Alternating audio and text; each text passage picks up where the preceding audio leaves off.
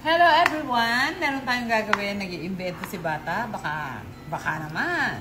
Ayan, naghiwa ako ng hipon. Tapos ito, yung ating giniling na baka. Konti lang.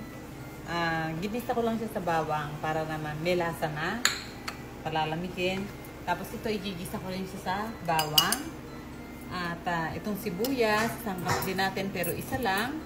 Meron tayong sili, bell pepper, green and red para maganda. At saka red radish. At meron tayong itlog. Yan ang mga pangunahing sangkap. At saka syempre asin. So po pwede na rin tayo maglagay ng pwedeng hindi, pwedeng oo. Bahala kayo, paminta. So ayan.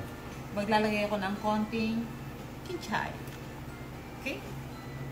So ginigisa natin yung bawang lang. Tapos, lalagay natin yung ating hipon.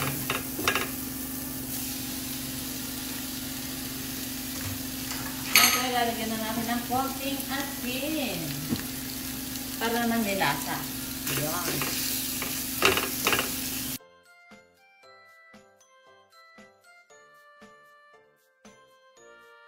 So, ito ang ating mga sangkap. Uulitin natin. Ito na. Yung ating bell pepper, red at saka green para maganda kulay.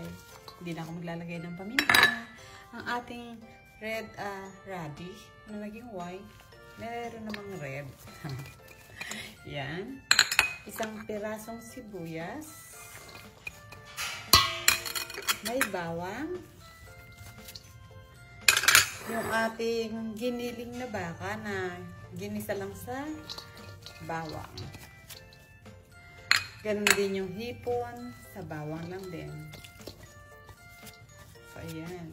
Pinagsama-sama lang. May konting kinchay. Ang next na natin, eto na ang ating itlog. Organic.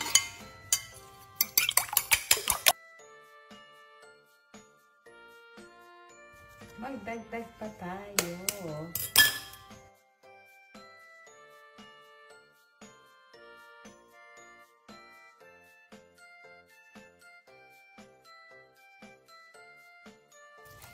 Mix, mix! Kulang pa!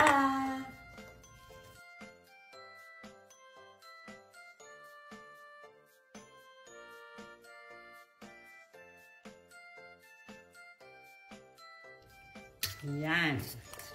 Maglalagay tayo ngayon ng asin. So, asin. Yan.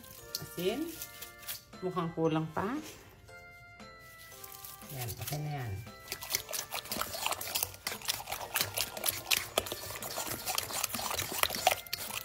Wow. Dagdagan pa natin ng dalawa.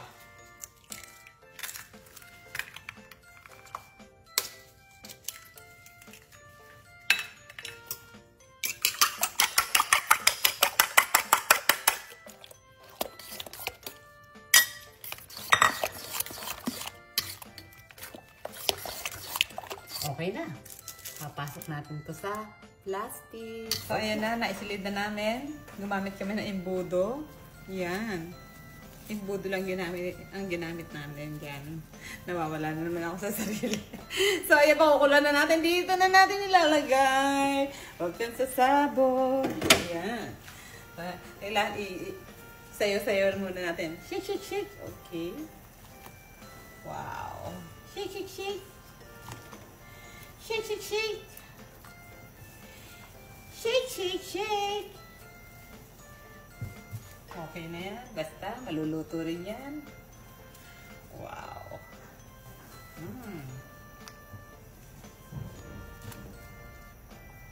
Malapit na. Malapit na. So, ayan na. Alam niyo naman kung pagkaluto na yung itlog, namumuti yan. So, antayin lang natin.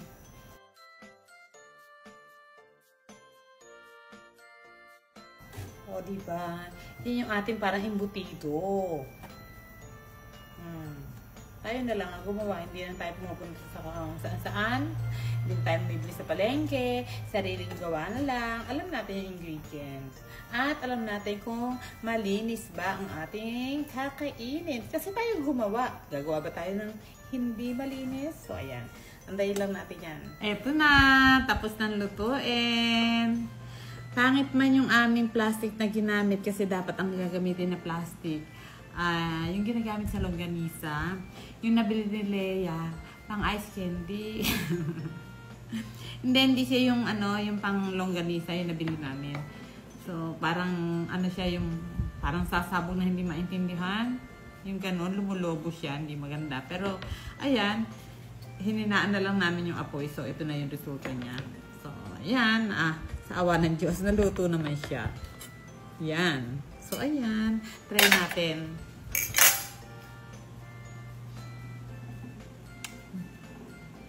Sarap. Ang sarap na sausawan dito. Dapat may sausawan din to Iisip tayo kung anong sarap na sausawan dito. Sarap.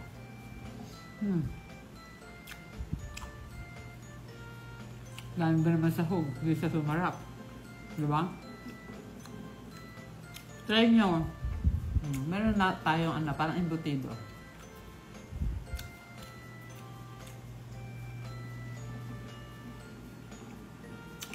Thank you.